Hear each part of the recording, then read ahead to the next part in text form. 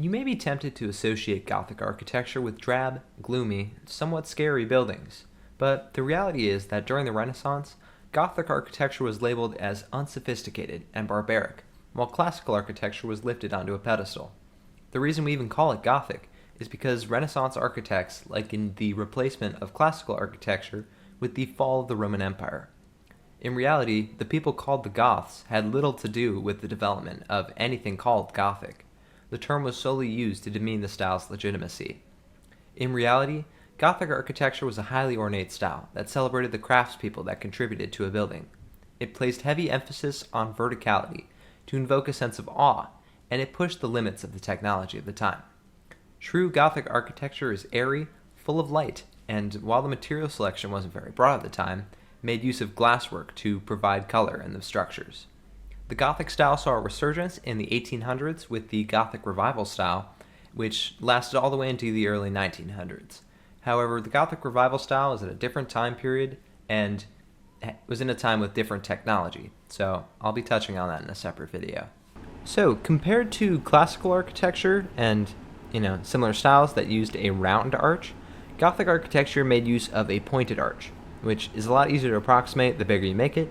So here's a nice big pointed arch, and you can see instead of coming to a flat semicircular top, we've got its namesake, we've got a point at the top. And this kind of arch is actually stronger than a round arch because it more closely approximates a catenary curve. So a catenary curve is if you have like a string or a chain, you're holding up by both ends. Once it reaches equilibrium, it's the strongest shape for something that like an arch that's just holding up its own weight. So flip me upside down here. See, it's the same kind of shape as the St. Louis arch, or other sort of structures that use an arch shape. This is going to be the strongest shape for that arch. So compared to a round arch, a pointed arch is first going to allow you to get a lot more height with the same amount of width, and second, it allows you to have thinner walls because with a round arch here, this sort of keystone is kind of pushing not just down, but a lot of the force is going horizontally, and so you're going to need a lot of inertia here to sort of counteract that horizontal force. This needs to be very thick in order to stop this keystone and these heavy blocks that are being suspended over the air from pushing outward and causing this arch to collapse. With these sort of pointed arches, a lot more of the force is coming down on either side, and so you don't need as much width and depth to make these walls sturdy enough to hold this in place. And so from this pointed arch, we can develop the rib vault. And just to show a comparison, we'll create a barrel vault here. So we'll just stack this 20 forward. And so a barrel vault is when you have this sort of semicircular, vault going lengthwise. And a rib vault is sort of similar, but instead of being like two walls suspending that continued arch, we've kind of got arches in two directions, and then these sort of stronger members, the ribs of the vault that are holding it all up. And this allows you to have a lot more space for windows because when you've got a roof or an arch suspended, the walls that the arch comes down onto are going to bear a lot of the load. And so if these walls are bearing the weight of the roof and the suspended arch here, all of this is being supported by whatever these side walls are. And so you don't have a lot of space for windows in this wall because they're tasked with holding up a lot of weight, and those windows are going to undermine the structural integrity, whereas when you've got these rib vaults, it ends up putting most of the weight on these sort of columns. And so these walls that are in between the columns are not as structurally important. They basically just have to hold themselves up, and the columns are doing the weight of holding the roof and the ceiling up. And so again, this first one's in pink. I've replaced it with just the tough blocks over there. But this is so you can kind of see the structure where we've got our pointed arch in both directions, and then we're connecting them with another pointed arch that goes in between the two. And then on the other side, do that, and we've got like an X pattern. So just to show you like this, here is a completed rib vault, and if this were enclosed, you'd have lots and lots of space for windows. And another feature, super important technological development of the time, is the flying buttress. And a regular buttress, if you've got a wall here, just like that, a regular, standard buttress would just be at the base here and again hold the wall up in this direction if there's a lot of force coming down that way. And a flying buttress is a sort of suspended version of this kind of buttress where we've got a strong column here and then our main structure, and so the weight of the roof is coming down diagonally, and then it's supported by this buttress, and then it kind of butts into this central column that bears a lot of the load, and so it takes the load off of this wall, again allowing you to carve out a lot of space for windows, or just have these walls be as thin as possible and offload all of the structure to an outside element. Another feature that is characteristic of Gothic architecture is tracery, and this is sort of the decorative stonework that kind of creates these smaller frames within a window. And so we've got our large window here that's being held up structurally by this bigger, thicker arch, and then inset into the window you can do a lot more with the stonework because all it has to do is hold itself and the glass up, and it doesn't need to be the structural component of the window itself. And so you can kind of like divide it into two smaller windows, and then up at the top sort of create smaller, more intricate little patterns. Now, obviously in Minecraft we're working with a meter by a meter cube. In real life these can be a lot more intricate, but you want to kind of give the effect of small detailed stonework in these sort of delicate windows. And obviously the further back you are, the better kind of block vomit is going to look. And so you can you don't have to be really precise with it. You can kind of just go hog wild and it'll end up looking okay. One other thing, I'm not sure how big the overlap between my viewers and people that have read John Ruskin is, but he wrote a lot about Gothic architecture and how it sort of respected the craftspeople that went into creating architecture, and how it didn't need to be perfect. It was the overall monumentality of the build that really mattered, and the intricate details didn't matter. They didn't have to be perfect as long as the craftsperson that was carving them put their heart into it. And so bit of a reassurance, if you're not the best builder, you just kind of want to put your soul into it, make it unique, make it true to who you are, and that quality will kind of shine through.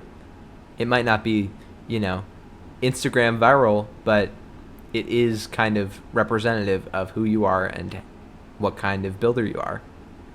And now, following that sort of tracery, we come to the big kahuna, the rose window. I'll go to the back side here, show you. Just want to create a circle, and then with whatever tools you want, stairs, slabs, walls, trapdoors, depending on your color palette, or if you have a texture pack, and then you can use that to create a sort of intricate design into that circle.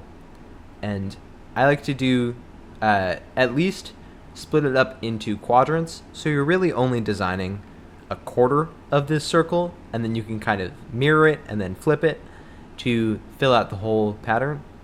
That way you don't need to fuss about every single detail here.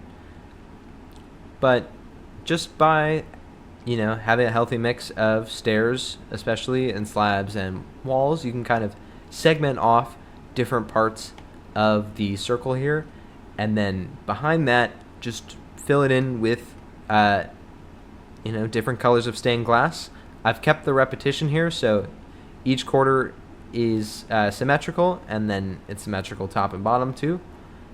So, while it may look daunting, I think picking a bigger circle first and then working your way towards a smaller circle will be easier because you've got a lot more real estate with a large window, and then you can kind of experiment with what works, what doesn't, and take those teachings to do smaller and smaller rose windows. This is about 15 blocks for reference. Our next feature is the ever famous gargoyle, and right off the bat, I want to explain the difference between a gargoyle and a grotesque. And a gargoyle serves a purpose. It collects or channels rainwater and allows it to funnel off the side of a building because rainwater is, pretty dangerous. It'll erode the stone. That's how canyons are formed, just water and time. And so the gargoyle kind of protected the building and shot that water away from it. And a grotesque is just sort of a figure. It could be mythological or a real creature, and it doesn't serve any sort of purpose. Gargoyles were often decorated, or they were decorated as a sort of fantasy creature, usually had a really long neck for that actual purpose to direct water away. But a grotesque is kind of the adaptation of the decorative part of a gargoyle and taking away the function. So we've got our kind of creature here, and for our gargoyles, making use of trapdoors to be like kind of wings. This lever could be like a spinal element, and a skull for something that's really only like an eighth of a block. Just getting those finer details into a smaller footprint. Also, I've used these stairs to create sort of a channel for water to go through to kind of evoke that function that they serve. All right, and our last sort of example is a full-fledged cathedral. I'm trying to spoil it over there in the corner. But first, I want to show you the plan to kind of walk you through the thought process of design. And so, as we mentioned with the rib vaults over there, most of the structure is centered around columns. They may not seem like columns from the exterior, but these are bearing most of the structure, and then the walls in between are kind of just holding themselves up. And so we want to be symmetrical here, and so we've got columns that are close together, and then our large vault for the center aisle is going to be a little bit bigger. So these are kind of in a square, and then they repeat, and then we've got a larger gap here that's about the width of two of these gaps. And then most cathedrals were in a cruciform shape, the shape of a cross, and so these are this is the same width as our center aisle, and so there's this large open space in the middle. And then the altar would go over here towards this back end. And then we've got a rounded, and just call it the end to this part. So from that, here's the grand reveal of our cathedral. Do a quick fly around, get some beauty shots. We've got another rose window here. Our buttresses are holding up the inner part here. I'll do some more explanation in a sec. But you can see here this side is also the same. Then we've got our two big towers out in the front with another central rose window. So you can see here we're using the Gothic arch for all of our windows. Some of these are, paired together where we've got two slender windows, and up top, higher up, we've got one large window that is using that tracery to divide it up into smaller parts. Show you our buttress here. And so this top part pretty much lines up with the roof line where the roof ends, and then our buttress begins and is bearing the weight of the roof. And then this sort of, hits up with the lower part of this top story, and all the weight is brought down here. We've got gargoyles here so that the water would run down the supposed channel in the buttress and then spout off towards the sides. These are our pinnacles, sort of decorative spires at the top of our columns.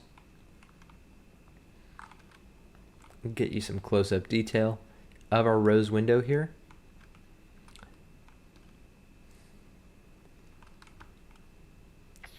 And then over here towards the round end, these two buttresses are both supporting this central column. This one is just perpendicular. See here, go a little bit further back.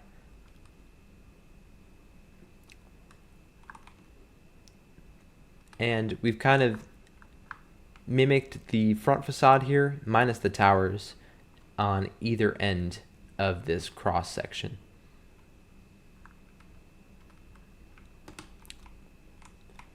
Now, here's our grand front door, again with the Gothic arch, and our rose window is fit into another arch. The interior, not totally finished. I hit a wall, and I was reaching the point where I wasn't really having fun anymore. And, you know, that happens. It's a game, and the whole purpose is for your own enjoyment, to have fun. And, you know, a build is really what you want to make of it. If you're going for a inspirational interior to, you know, explore, then obviously you're motivated to do that. If you're just going for a sort of set piece in a larger world, you might not want to have to make every single interior. Obviously, the real world architecture is all about the sort of conditioned space in the middle, but this is a game, and you're allowed to do whatever you want. Whatever you enjoy is what you should be focusing on. Don't ever make yourself do something that you don't really want to. But what I do want to show you in the interior that I did finish is, notice we're not all gloomy and gray like we are over here.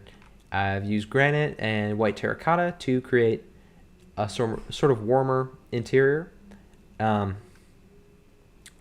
columns, again, that are coming down from all the way up top. We've got a little bit more decoration down here. So let me check a night vision potion.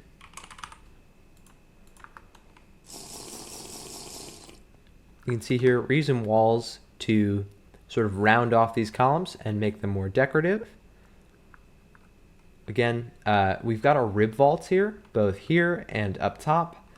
And these sort of, again, bear all the load of the roof and direct it into these columns. And didn't finish, but there's one large one in the center here. And we've got our rose windows that will provide lots of light and color. Try and get as many windows as you can.